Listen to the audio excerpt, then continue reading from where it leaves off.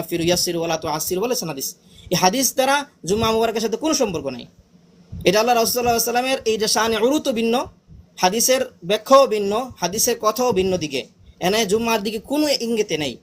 হ্যাঁ, এটা আমভাবে বলা হয়েছে তোমরা সমস্ত বিষয়ের উপরে মানুষকে সহজ করো, মানুষকে ইয়ে করো। তা সহজ যে জিনিসটা সেটা আমরা করবো, তো আমরা তো সহজ করি। তার মানে সহজ করতে গিয়ে যদি আমরা মানুষকে সহজ করতে গিয়ে বেদাত করতে বলে দিই যে তুমি বেদাত করতে শুরু করে দাও, তাহলে তো সহজ নাই, এটা বরং ওই যে ফাহুয়া রাদ্দুনের প্রকারে চলে যায়, ফাহুয়া রাদ্দুনের প্রকারে চলে যায়। কারণ সেটা আমি নিজে মন করা সহজ করার জন্য বেদাত তো বলতে পারি না। নতুন শব্দ তো মানুষকে সহজের জন্য নয়, সহজের জন্য হলো মানুষ যেটা করতে সহজ হয় এবং শরীয়ী ইয়া আছে, উসুল আছে, শরীয়ী ইয়া আছে, দলিল আছে, তখন সেটা আপনি বলতে পারি। ঠিক আছে। এরপরে এই একটা কথা আপনাদের সামনে বললাম। এরপরে যে সিবাহুল খাইর, সিবাহুন নূর, এই শব্দগুলো বলা হয়, ইসবাহুল খায়র, সিবাহুন নূর যে শব্দগুলো বলা হয়, এই শব্দগুলোর ক্ষেত্রে কি বলা যায়? এই শব্দগুলো খেয়াল করেন। সিবাহুল খায়র, সিবাহুন নূর শব্দগুলো জাস্ট শুধুমাত্র পরস্পরের সাথে কথাবার্তা, কথোপকথন। একটা হলো কথোপকথন, আর একটা হলো ইসলামের রুকন বা ইসলামের মানে শারে ইসলাম, শারে ইসলাম আর এমনি কথোপকথন যা আছে। এই যে আমাদের আব্দুর রহমান ভাই বলেছেন, জুব্বার কথা বলেছেন, এই বিভিন্ন টুপির কথা বলেছেন, এই কথাগুলো উল্লেখ করছে। এই কথা দেখেন উল্লেখ করার কোনো প্রয়োজন নাই, এগুলো তো অন্যরা উল্লেখ করে, আমরা কেন উল্লেখ করবো? এটা তো অন্যদের কথা, এটা বেদাতীদের কথা, যে তারা এই সমস্ত কথাগুলো বলে আমাদের কই মাদ্রাসার বিভিন্ন বিষয়গুলো আইনে তারা বলে তোমরা এই করছো। এটা তো না, এই জুব্বা এগুলো বা সিবাহুল খায়র, সিবাহুন নূর, এটা ইসলামী কোনো বিষয় না, এবং কেউ ওটাও বলে না যেটা বাধ্যতামূলক, এটা এবং সবাইও বলে না, সবাই যে বলে এমন না। তাদের একটা রেওয়াজ, তাদের একটা নিয়ম, তাদের একটা পরস্পরের সাথে কথা বলে। এখন কথা বলেন, তাহলে কথা বলতে পারেন যে তাহলে আমরা সিবাহুল খায়র, সিবাহুন নূর বলতে পারবো না কেন? বললে সমস্যা কোথায়?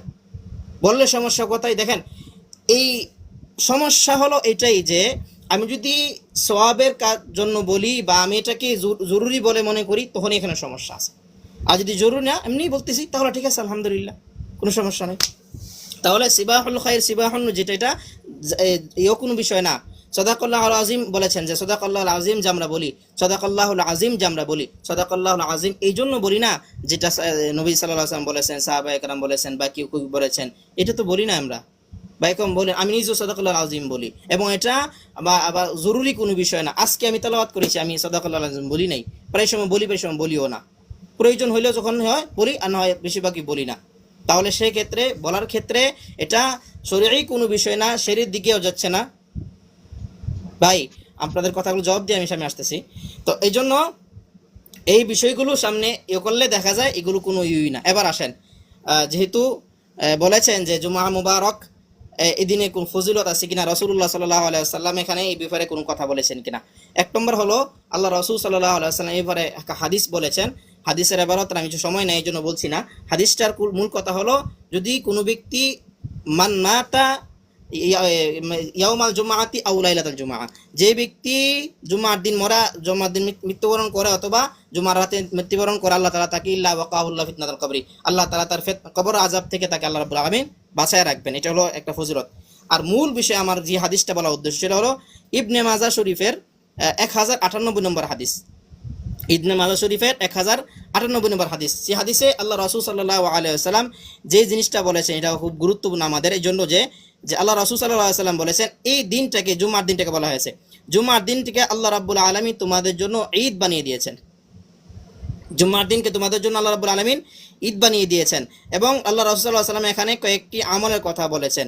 সেই আমলগুলো হলো, তোমরা এই দিনের ভিতর তোমরা গোসল করবা, এবং এরপর বলেছে তোমরা ওয়াসিওয়াক, এবং তোমরা মিসওয়াক করবা। তো আল্লাহ রাসূল সাল্লাল্লাহু আলাইহি ওয়াসাল্লাম কিন্তু জুমার দিনের আমল বর্ণনা করে দিয়ে গেছেন, কি কি আমল করতে হবে। এরপর অন্য হাদিস, বিভিন্ন হাদিস থেকে পাওয়া যায়, বলা হয়েছে যে আল্লাহ রাসূল সাল্লাল্লাহু আলাইহি ওয়াসাল্লাম বলেছেন যে তোমরা গোসল করো, ভালো করে সুন্দর কাপড় পরিধান করো, সুগন্ধি ব্যবহার করো, এরপরে সূরা কাহাফের তেলাওয়াত করো, আর অনেক আমল, দুরূদ শরীফ পড়ার কথা হাদিসে আছে, অনেক আমলের কথা বলেছেন। একটা আমলও জুমা মুবারকের সাথে সম্পৃক্ত নাই। অর্থাৎ জুমা মুবারক বলার দ্বারা আল্লাহ রাসূল সাল্লাল্লাহু আলাইহি ওয়াসাল্লামের একটা হাদিসের দিকে নিসবত করে বা একটা হাদিসকে স্মরণ করায় দেয়, এমন না। আপনি জুমা মুবারক জাস্ট বলেছেন, কেউ জিজ্ঞাসা করলে ভাই আপনি কেন বলেছেন, এমনি বলেছি, শেষ, এমনি বলেছি, বাস শেষ। তে জুমা মুবারক এমনি বলেছি।